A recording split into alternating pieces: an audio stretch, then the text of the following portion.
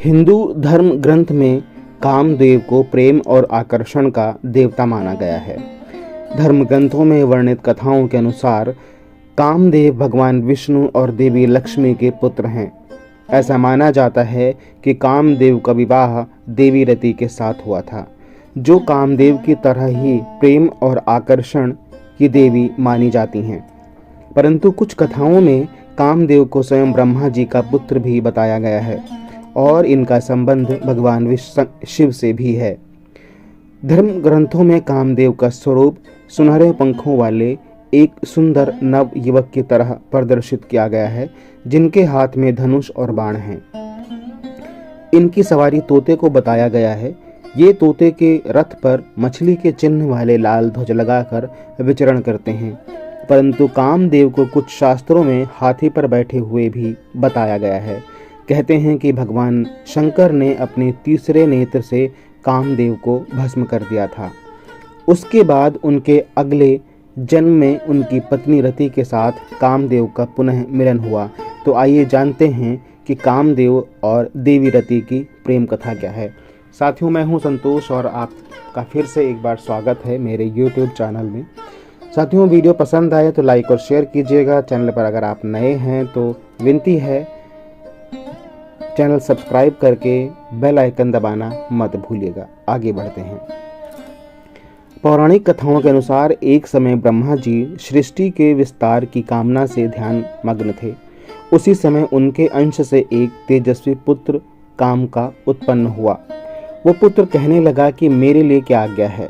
तब ब्रह्मा जी ने उससे कहा कि मैंने सृष्टि उत्पन्न करने के लिए प्रजातियों को उत्पन्न किया था, परंतु वो सृष्टि रचना में सफल नहीं हुए। इसलिए यह कार्य अब मैं तुम्हें सौंपता हूँ और उसे पूर्ण करने की आज्ञा देता हूँ। परंतु ब्रह्मा जी की बात सुने बिना ही कामदेव वहाँ से विदा होकर अदृश्य हो गए। यह देख ब्रह्मा जी को क्रोध आ गया और उन्होंने कामदेव को श्राप दे दिया कि तुमने मेरी आज्ञा का पालन नहीं किया, इसलिए तुम्हारी जल्दी ही तुम्हारा नाश हो जाएगा। यह सुनकर कामदेव भयभीत हो गए और हाथ जोड़कर ब्रह्मा जी से क्षमा मांगने लगे। काफी देर तक कामदेव की लगातार विनती करने पर ब्रह्मा जी प्रसन्न हुए और उन्होंने कामदेव को रहने के लिए 12 स्थान दिए। उन्होंने कहा कि हे कामदेव, तुम्हारा निवास स्थान स्त्रियों के कटाक्ष, उनके केश राशि, उनकी जंघा, वक्ष, नाभि, जंघमूल, अधर, कोयल की कूक, चांदनी, वर्षा काल, चैत्र और बैसाख महीना होगा। इसके बाद ब्रह्मा जी ने कामदेव को पुष्प का धनुष और मारण, स्तंभन, जृंभन, शोषण तथा उन्मादन नाम के 5 बाण दिए। वे धनुष मिठास से भरे गन्ने का बना हुआ था, जिसमें मधुमक्खियों के शहद की रस्सी लगी थी।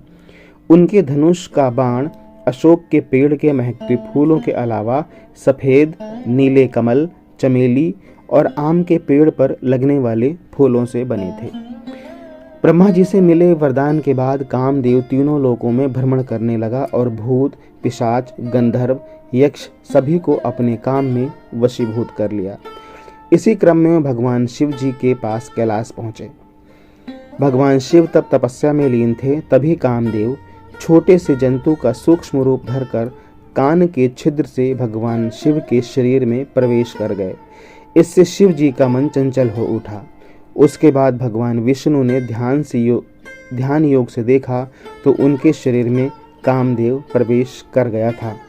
जब यह बात कामदेव को पता चली तो वो उसी क्षण भगवान शिव के शरीर से बाहर आ गए और आम के वृक्ष के नीचे जाकर खड़े हो गए। फिर उन्होंने शिव जी पर अपना मोहन नामक बाण छोड़ा, जो शिव जी के हृदय पर जाने लगा। इससे शिव जी क्रोधित हो उठे और उन्होंने कामदेव को अपने तीसरे नेत्र की ज्वाला से भस्म कर दिया। जब यह बात कामदेव की पत्नी रति को पता चली तो वो विलाप करती हुई वहां आ पहुंची। तभी आकाशवाणी हुई, जिसमें रति को विलाप न करने और भगवान शिव की आराधना करने को कहा गया। आकाशवाणी सुनकर रति ने श्रद्धापूर्वक भगवान शंकर की प्रार्थना की।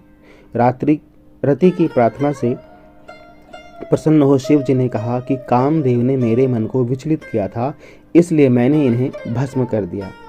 अब अगर ये अनंग रूप में महाकाल वन में जाकर शिवलिंग की आराधना करेंगे तो इनका उद्धार होगा।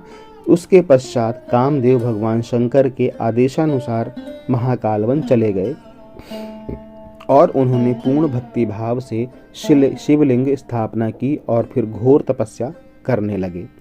कुछ समय बाद कामदेव की तपस्या से प्रसन्न होकर शिव जी ने कहा कि तुम अनंग शरीर के बिना रहकर भी सारे कार्य करने में समर्थ रहोगे और द्वापर युग में कृष्णावतार के समय तुम रुक्मणी के गर्भ से जन्म लोगे और तुम्हारा नाम प्रद्युम्न होगा। शिव के कहे अनुसार द्वापर युग में भगवान श्री कृष्ण और रुक्मणी को प्रद्युम्न नामक पुत्र प्राप्त हुआ, जो कि कामदेव का ही अवतार था। परंतु जन्म के पश्चात श्री कृष्ण से दुश्मनी के चलते राक्षस शंबरासुर ने प्रद्युम्न का अपहरण कर लिया और उसे समुद्र में फेंक दिया। उस शिशु के एक मछली ने निगल लिया और वो मछली मछुआरों द्वारा पकड़ी जाने के बाद शंबरासुर के रसोई घर में ही पहुंच गई। जब यह बात देवी रति को मालूम हुई तो वह रसोई में काम करने वाली मायावती नाम की एक स्त्री का रूप धारण करके रसोई घर में पहुंच गई।